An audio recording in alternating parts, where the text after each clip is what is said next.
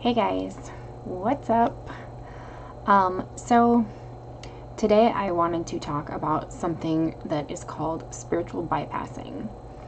And I'm first going to get into how this was brought to my attention and read a passage from that and then sort of give my own thoughts on it. I recently picked up this book, Honoring Your Ancestors, and it's by Mallory Vadois. I'm not entirely sure how to pronounce her last name. I know she is of Italian heritage because she talks quite a bit about that in this book. But it's all about working with your ancestors, developing a path of veneration for them, and kind of everything that goes into it. And it's really it really is a guide. I mean, it says a guide to ancestral veneration, and she covers pretty much anything you'd want to know if you're trying to get your toes wet in this. But she has in the second chapter, she has she goes on about ancestral healing ancestral trauma. And this is something that coincidentally I have been thinking about a lot over the last year more so, especially as I've become a parent. And the thing is that when you become a parent, you start to look at how your parents fell short and the things that you want to do differently as a parent and the things that you want to change for your children and give them different opportunities. And I do feel that each generation tries to do this. But there are a lot of things that carry over from generation to generation that are still harmful, that potentially need to be done away with. So that has kind of sparked, my thoughts on this and what's been mulling over in my head, because I've been trying to practice this in my own parenting, but also in my spiritual practice. Each one of us has, here's Prue, each one of us has someone really, someone in our family history that has just made terrible decisions. We've made terrible decisions. Everybody makes terrible decisions. It's human. But sometimes when we create or when we have an ancestor through our line that makes such a mark, it transcends through the generations. And so this book kind of goes into how to heal that, how to forgive them, how to move forward. And I've heard of several different ways to do this. Drew, she who walks between the worlds, practices Sif. I don't know a whole lot about it, enough that I can completely recite off the top of my head, but I will link the video down below where she does discuss it if you guys want to hear her own thoughts on ancestral healing. But ancestral healing aside, I'm more here to talk about spiritual bypassing, because that is a term that I actually never really knew that there was a term for, but it's something that I have clung to quite a bit in my practice. And I will get into why and how it affects my practice in a minute. But first, I'm going to read to you guys the passage in here where the author discusses spiritual bypassing. I'm quite blind. I don't have my contacts in. I don't have my glasses on. So I'm going to have to move the book kind of close to me. Disclaimer number 1. Disclaimer number 2, I'm dyslexic. So please be patient with me. Also, yes, Lisa, I use your business card as a bookmark, just so you know. Whenever she gets to watching this video, she'll be like, "Oh, Dana."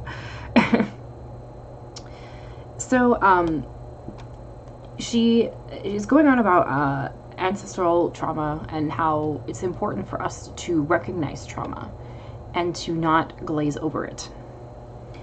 And she says, "The truth is we can't really hide trauma, and ignoring it doesn't make it disappear. Some of the ancestors in our lines may have tried to do this out of love, thinking that they could spare their children the suffering that they had known if they stayed silent. But fortunately or unfortunately, our bodies remember what our minds forget.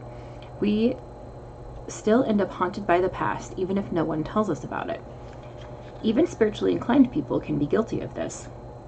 Online and in person, I frequently see something called spiritual bypassing. The term was first introduced in the early 1980s by John Wellwood, a Buddhist teacher and a psychotherapist who defined it as a tendency to use spiritual ideals and practices to sidestep or avoid facing unresolved emotional issues, psychological wounds, and unfinished developmental tasks.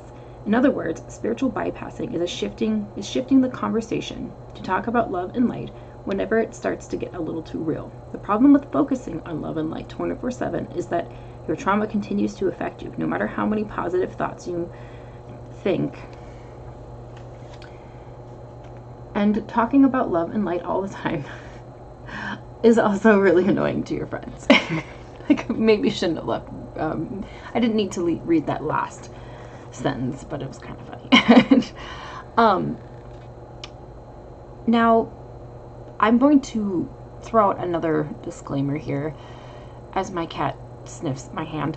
I am not here to throw shade at anybody. I'm not here to tell anybody that how they are practicing their spirituality is wrong, but I personally have learned that just focusing on the positive does exactly that. It completely glazes over everything that I truly should be working on. And to me personally, my spiritual path has always been, I'm in the driver's seat.